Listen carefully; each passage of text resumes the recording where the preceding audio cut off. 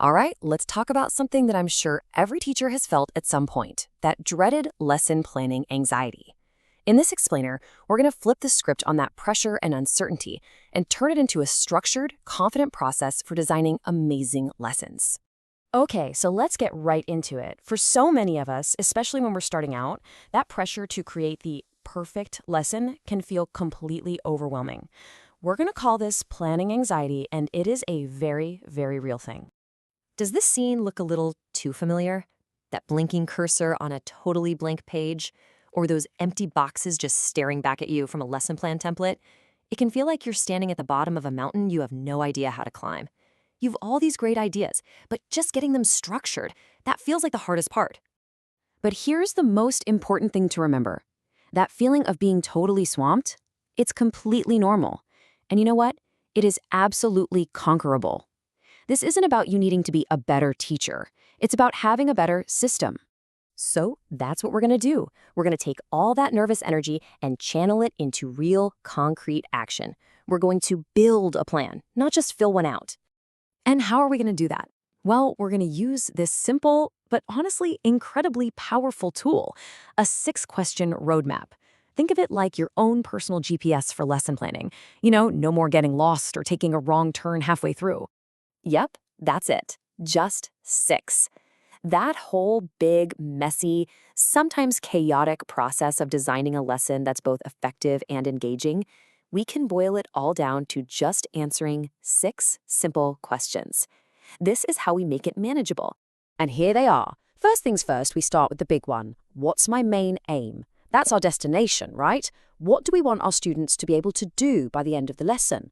From there, we build the structure by picking a framework. That's like choosing the best route. Then we identify the key stages, kind of like the landmarks along the way, and figure out our timing for each. We also have to think about our materials, that's the vehicle for our journey, and how we might need to tweak them.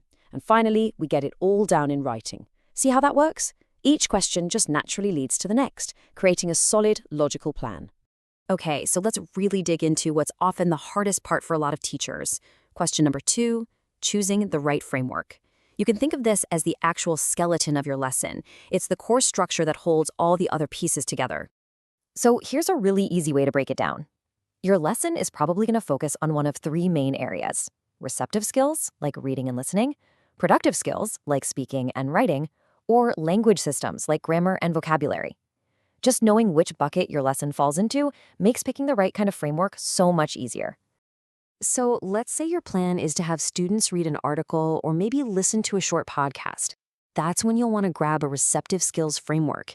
Its whole job is to guide students through that text so they can build real, solid comprehension. And the flow here is just brilliant. It's so logical. You start with a lead-in to get them interested, then you pre-teach any tough vocabulary they're going to need. Then, and this is key, they tackle the text twice. First for the big picture, the gist, and then they go back in for the nitty-gritty details. A final task lets them do something with what they've just understood. Okay, but what about a different situation? What if you're teaching, say, a grammar point, but you're not totally sure what your students already know? This is where the Test Teach Test framework, or TTT, is an absolute lifesaver. It's basically a diagnostic tool that lets you teach way more efficiently. So here's how that cycle works. After your lead-in, you'll give them a quick test, not for a grade, but to see where the gaps are. Then, based on what you see, you teach, only what they need. A second test makes sure they've got it, and then they're off to practice more freely. It's so targeted and smart. But what if you want to turn your students into little language detectives? That's where the guided discovery framework comes in.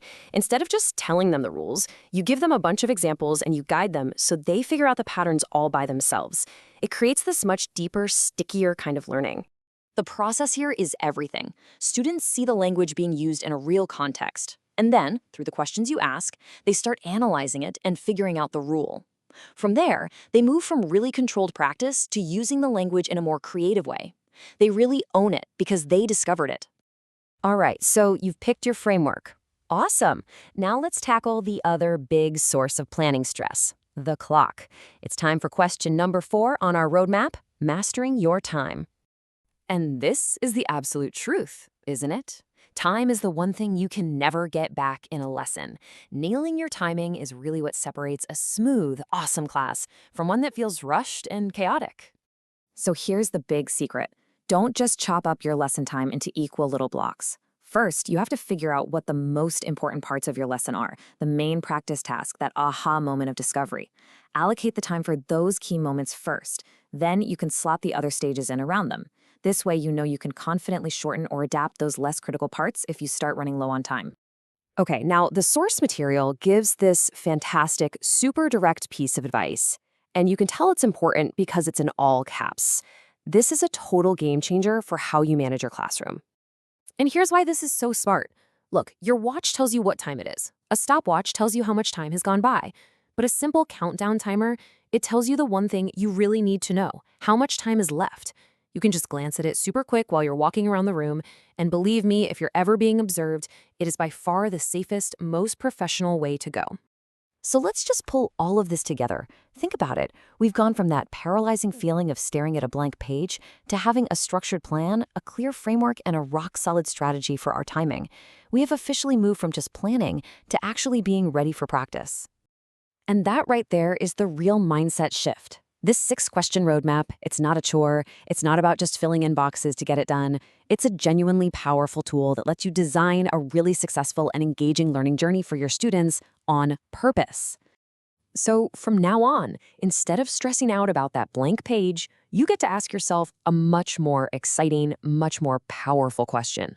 With this roadmap in your back pocket, what amazing things are you going to help your students achieve in your very next lesson?